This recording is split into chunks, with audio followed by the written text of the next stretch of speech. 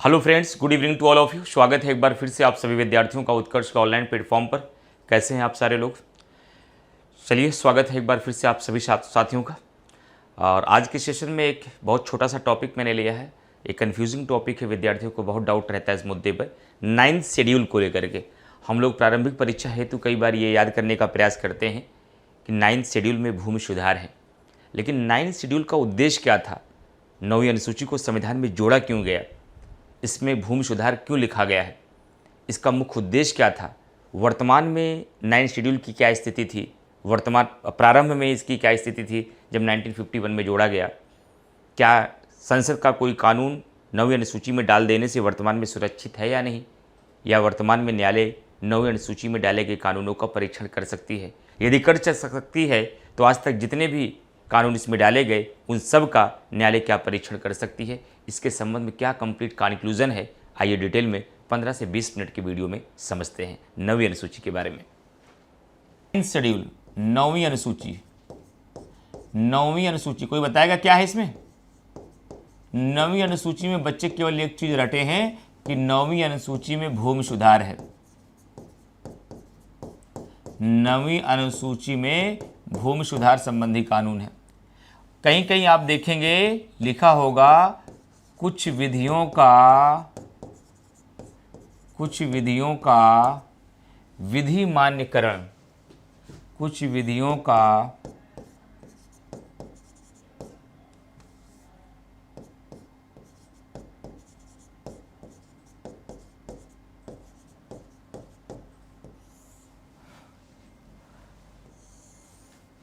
कुछ विधियों का विधि मान्यकरण, कुछ विधियों का विधि मान्यकरण। भूमि सुधार रटना नहीं है। ऐसा कुछ विधियों का विधि का मान्यकरण का मतलब कि वह सर 9वीं अनुसूची लिखी क्यों गई, रीज़न क्या था 9वीं अनुसूची को? अगर इसको बहुत सरल समझो में आप समझोगे, बहुत इजी लैंग्वेज में इसको समझना चाहते हो, भूमि सुधार को 9वीं अनुसूची को लिखने का, 9वीं अनुसूची को संविधान में जोड़ने का केवल एक उद्देश्य था, कुछ कानूनों को न्यायिक परीक्षण से बचाना, कुछ कानूनों को न्यायालय से द्वारा रद्द किए जाने से बचाने के लिए ऐसा किया गया। तो ऐसी ज़रूरतें क्यों पड़ गई कि संसद को संशोधन करके ये व्यवस्था करना पड़ा कि अपने कुछ कानूनों की रक्षा करनी पड़ी, वो भी न्यायालय से। न्यायालय जो कानून रद्द करेगा ठीक है रद्द करेगा, उससे क्यों कानून बचाया जा रहा है? रीज़न था, कुछ समस्या आ गई थी। कौन सी समस्या थी हमें भी बताइए। देखिए, आपने समाजवाद पढ़ लिया है? हाँ, समाजवाद पढ़ाया तो है आपने, समाजवाद पढ़ लिया है। समाजवाद का क्या मेन तत्व आपको बताया गया है? अरे वही समाजवाद के तत्व में आपने बताया था कि आय की असमानता होगी, देश के संसाधनों का जनहित में प्रयोग होगा, सभी वर्गों का कल्याण होगा, विशेषकर जो वंचित समूहों का। अच्छा, आय की असमानता कैसे कम होगी? आय की असमानता कैसे कम होगी? आय की असमानता कैसे कम होगी? आय की असमानता कैसे कम होगी? आय की असमानता कैसे कम होती है? अरे वही सर, जो अमीर और अमीर है और गरीब जो और गरीब है, इनके बीच थोड़ा गैप कम करिए। अरे गैप कम कैसे होगा ये तो पूछ रहे हैं। अरे भाई, आप समझ ही नहीं पाते कोई बात सर। अमीरों के पास जो आवश्यकता से अधिक संपत्ति है, जो संपत्ति है, उन संपत्तियों का अधिग्रहण कर ले सरकार, जो आवश्यकता से अधिक संपत्ति लेके रखे हैं, और उन संपत्तियों का वितरण इन गरीबों के बीच में कर दे। धीरे धीरे इनकी संपत्ति सिकुड़ती जाएगी और इनकी संपत्ति बढ़ती जाएगी। धीरे धीरे ये गैप खत्म हो जाएगा। कुल मिलाकर के निष्कर्ष यही निकाले ना कि अमीरों की संपत्ति का अधिग्रहण किया जाए और उसे मतलब जो भूमिपति हैं, जिनके पास बहुत अधिक भूमि होती है, उन्हें भूमिपति कहा जाता है। यानी कि भूमिपति के जमीनों का अधिग्रहण किया जाए, उसे एक्वायर किया जाए, और उसे भूमिहीन जो बगैर जमीन के हैं उनके बीच उसका डिस्ट्रीब्यूशन किया जाए। हाँ सर, यही तरीका सरकार ने भी अपनाया। तो फिर क्या दिक्कत आई? सरकार ने जब भूमि सुधार संबंधी कानून बनाए, जब सरकार ने भूमि सुधार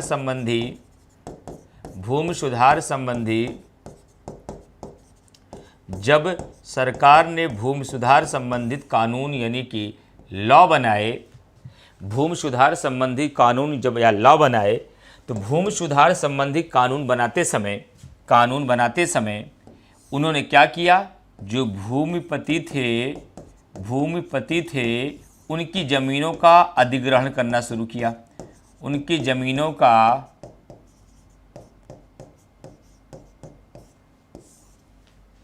जो भूमिपति थे उनके ज़मीनों का क्या किया गया, उनके ज़मीनों का जो अधिग्रहण करने का प्रावधान किया गया और ज़मीनों का अधिग्रहण करके भूमिहीन के बीच उसका वितरण किया गया।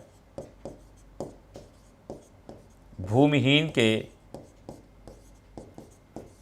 बीच उनका वितरण किया गया।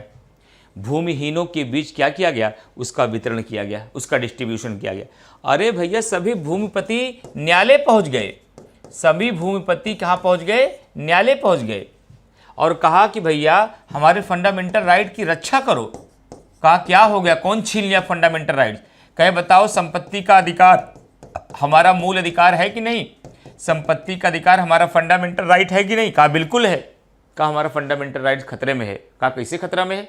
कहा सरकार भूमि सुधार संबंधी कानून बनाकर हमारे भूमि को, हमारी जमीनों का एक्वायर कर रही है और ये हमारे संपत्ति के अधिकार का हनन है, सुरक्षा दीजिए।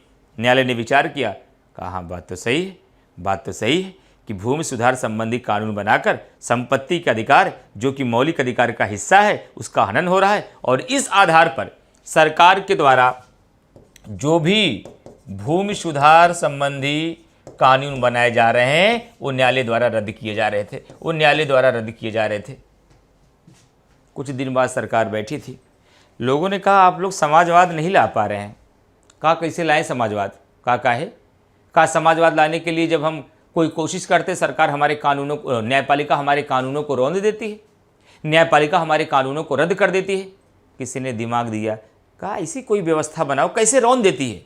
कहा असल में न्यायालय के पास पावर है ना कि वो हमारे हर कानून की परीक्षण कर सकती है, वो हमारे किसी भी कानून की जांच कर सकती है और कोई भी कानून उसे मौलिक अधिकारों के विरुद्ध मिलता है वह किसी भी कानून को रद्द कर देती है। कहा संविधान संशोधन करके ऐसी कुछ व्यवस्था कर दो, संविधान संशोधन करके ऐसी कुछ व्यवस्था कर दो कि ऐसे कानून जो आप कानून बनाकर 9वीं अनुसूची में डाल दो, न्यायालय उसका परीक्षण ना कर पाए, चाहे वह मौलिक अधिकारों का हनन करे, चाहे वह संविधान के नियमों के विपरीत हो, लेकिन न्यायपालिका उसको रद्द ही न कर पाए, न्यायालय उसका परीक्षण ही न कर पाए। एक ऐसी लक्ष्मण रेखा में इसको डाल दो। तो कहा करना क्या पड़ेगा? कहा संविधान में संशोधन करा लो, संशोधन करा के एक नई अनुसूची जोड़ दो, उसमें लिखवा दो कि 9वीं अनुसूची में डाला गया कोई कानून न्यायिक पुनर्विलोकन से परे होगा। ऐसा कोई संसद का कानून जिसे 9वीं अनुसूची में डाल दिया जाएगा, न्यायालय उसका परीक्षण नहीं करेगा। काम ही खत्म हो गया, लाओ समाजवाद। फिर कहा हाँ यार ये तो अच्छा दिमाग दिए। कहा कराओ संशोधन। तुरंत प्रथम संविधान संशोधन कराया गया। क्या कराया गया? तुरंत प्रथम संविधान संशोधन कराया गया। तुरंत ही प्रथम संविधान संशोधन कराया गया और 1951 में 9वीं अनुसूची जोड़ी गई और 9वीं अनुसूची जोड़कर यह व्यवस्था कर दिया गया क्या कि संसद द्वारा बनाया गया ऐसा कोई भी कानून जो 9वीं अनुसूची में डाला जाएगा, न्यायालय उसका परीक्षण नहीं कर सकता। जो 9वीं अनुसूची में डाला जाएगा, न्यायालय उसका परीक्षण नहीं कर सकता है। इसका मुख्य उद्देश्य क्या था? उद्देश्य क्या था इसका? अपने हर कानूनों को न्यायालय की नजर से बचाना? ना ना ना ना, ऐसी मंशा नहीं थी संसद की, ऐसी कोई मंशा संसद की नहीं थी। इसकी मुख्य वजह यह थी ताकि अपने भूमि सुधार संबंधी कानूनों को न्यायिक पुनरीक्षण से बचाया जा सके, ताकि अपने जो लैंड रिफॉर्म लॉज हैं उनको न्यायिक परीक्षण से बचाया जा सके। सिर्फ इसलिए ऐसा किया गया था। इसलिए 9वीं अनुसूची में लिख दिया गया भूमि सुधार, इसलिए 9वीं अनुसूची में लिख दिया गया भूमि सुधार। तो वास्तव में क्या ऐसा हो गया सर? बिल्कुल हो गया। इसका मतलब अब संसद को इतनी पावर मिल गई, अगर उसने अपने किसी कानून को 9वीं अनुसूची में डाल दिया तो न्यायालय उसका कुछ नहीं कर पाएगी, कुछ नहीं कर पाएगी। वैसे बाहर से देखे, तड़पे, चीखे, चिल्लाए, लेकिन उस कानून को रद्द नहीं कर पाएगी जिस कानून को संसद 9वीं अनुसूची में डाल देगी। क्या आज भी ऐसा है? आज तो ऐसा नहीं है, आज ऐसा नहीं है। तो आज कैसा है? क्या इसमें कोई बदलाव हुआ? हाँ, बदलाव हो गया। कब हुआ बदलाव? उस बदलाव की पृष्ठभूमि क्या थी? उसका प्रसंग क्या है?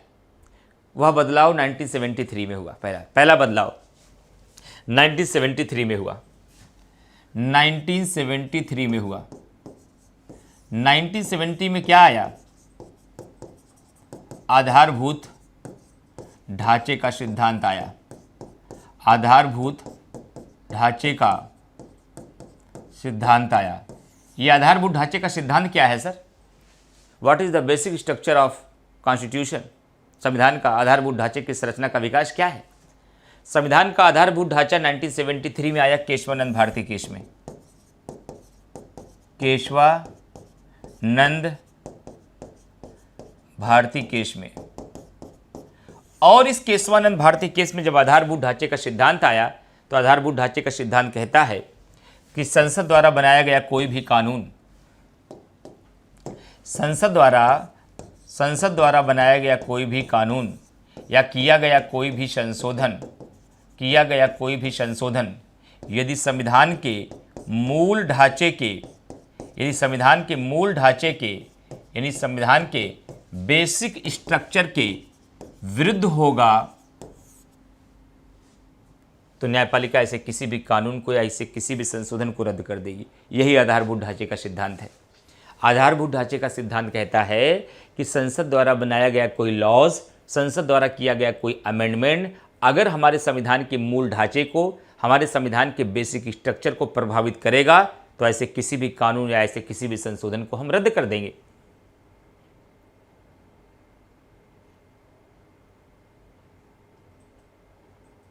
संसद ने कहा एक लिस्ट बना के दे दो कौन कौन संविधान का मूल ढांचा है।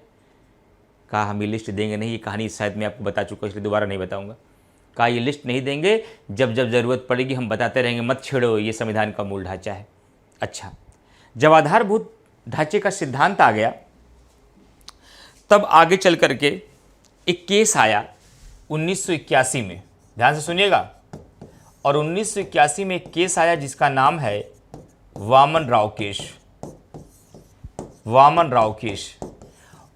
राव केस में न्यायपालिका से पूछा गया, माननीय सर्वोच्च न्यायालय का बोलो, का ये बताओ कि आधारभूत ढांचे के सिद्धांत के बाद आपको पावर मिली है कि आप संसद के किसी भी कानून या संशोधन को रद्द कर सकते हैं? कहा बिल्कुल कर सकते हैं। कहा कब? कहा जब उस संविधान के मूल ढांचे को आघात पहुंचाएगी। कहा अगर मान लो कोई कानून 9वीं अनुसूची में डाल दिया गया, क्या उसको भी रद्द कर लोगे? संसद ने प्रथम संविधान संशोधन के माध्यम से जो 9वीं अनुसूची जोड़ा, जिसमें भूमि सुधार संबंधी कानून को बचाने के लिए व्यवस्था किया गया, कुछ कानूनों को न्यायिक पुनरावलोकन से सुरक्षा दी गई, क्या आधारभूत ढांचे के सिद्धांत के आने के बाद आप 9वीं अनुसूची में डाले गए कानूनों का भी परीक्षण कर सकते हैं? कहा हाँ कर सकते हैं। कहा हम कर सकते हैं। अगर कोई ऐसा कानून या कोई ऐसा संशोधन जो 9वीं अनुसूची में भी डाल दिया गया, अगर वह मूल ढांचे के विपरीत होगा तो हम ऐसे किसी भी कानूनों को रद्द कर देंगे, हम नहीं छोड़ेंगे। यानी कि अब कोई लक्ष्मण रेखा नहीं रह गई? कहा नहीं, अब कोई लक्ष्मण रेखा नहीं गई। अब 9वीं अनुसूची में डाला गया कानून भी हमारी नज़रों से बच नहीं पाएगा। कहा कब से? कहा 24 अप्रैल 1973 के बाद से। कहा 24 अप्रैल 1973 के बाद से। कहा ये तिथि बहुत महत्वपूर्ण है, पत्नी का बर्थडे है क्या इस दिन? 24 अप्रैल का तिथि का है। ये डेट कैसे निर्धारित कर ली कि सचिन तेंदुलकर इस दिन पैदा हुए थे या इस दिन पंचायती राज दिवस मनाया जाता है इसलिए? कहा इसकी कोई खास वजह नहीं, इसकी वजह केवल एक है। कहा कौन सी?